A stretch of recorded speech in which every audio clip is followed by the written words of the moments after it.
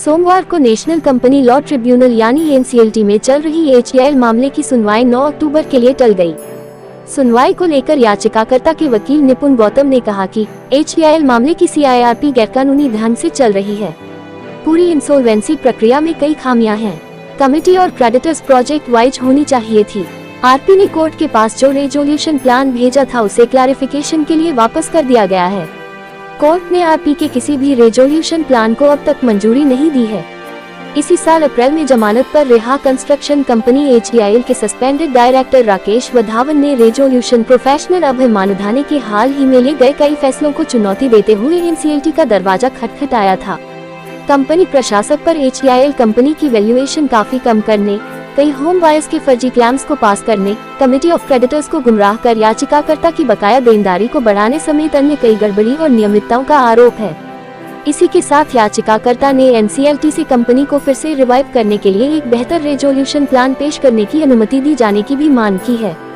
वधावन ने अपनी याचिका में आरोप लगाते हुए कहा कि वे कंपनी के बिजनेस पार्टनर और रेजोल्यूशन प्रोफेशनल द्वारा कंपनी की संपत्ति की सिस्टमेटिक लूट की जाने की साजिश रची जा रही है, जिसे वो उजागर करना चाहते हैं।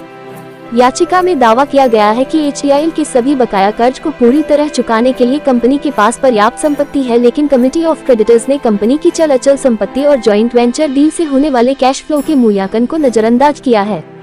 याचिका के मुताबिक एचईआईएल कंपनी की वैल्यूएशन 6,500 करोड़ से ज्यादा की है, जबकि रेजोल्यूशन प्रक्रिया में कंपनी की वैल्यू 600 करोड़ से भी कम पारित की गई है।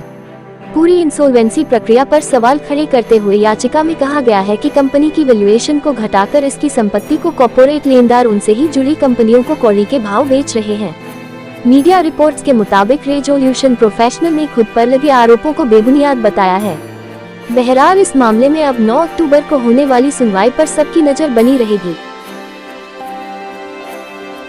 आज एनसीएलटी पीठ के सामने हमारी सुनवाई थी। मिस्टर वाधवन ने एक एप्लीकेशन फाइल किया है ऑब्जेक्शन की जो सीआईआरपी चल रही है एचडीआईएल मैटर की, वो सीआईआरपी गलत तरीके से against the law, against the rules and regulation of the insolvency and bankruptcy court के अगेंस्ट चल रही है। तो हमने एक एप्लीकेशन फाइल किया जो 1 अक्टूबर को लगा था। मैटर को दोबारा 7 अक्टूबर को आज लगाया गया। मैटर अभी फिनिश हुआ और मैटर में हमने बेंच को यही बोला कि ये जो सारा प्रोसेस चला रहे हैं, इस प्रोसेस के अंदर कमियां हैं। सीओसी जो कॉन्स्टिट्यूट किया है, जो कमेटी ऑफ क्रेडिटर्स होती है, वो committee of creditors project wise होनी चाहिए थी, ना कि सारा डेट एक साथ बैठाकर उसके साथ सबको मिक्स करके एन माह से वोटिंग हुई है।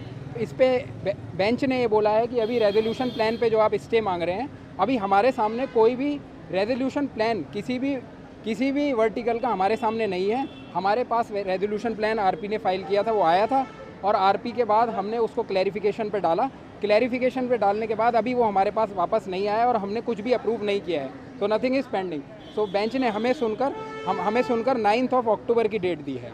9 अक्टूबर परसों। हम ज़्यादा तो नहीं बता सकते मैटर के बारे में, बट हमने यही बोला बेंच को कि मिस्टर वाधवन के राइट्स अफेक्ट हुए हैं, द क्रेडिटर्स के राइट ढंग से नहीं एड्रेस हुए हैं पूरे प्रोसेस के अंदर, और उसके बाद जो भी हमारे ग्रीवेंसेस थे वो नहीं आरपी ने लिए हैं, और सीओसी जो इसकी बनी हुई है वो भी गलत बनी हुई है। यही सब हमने बेंच को बोला है। तो bench was kind enough to list our matter on 9 October.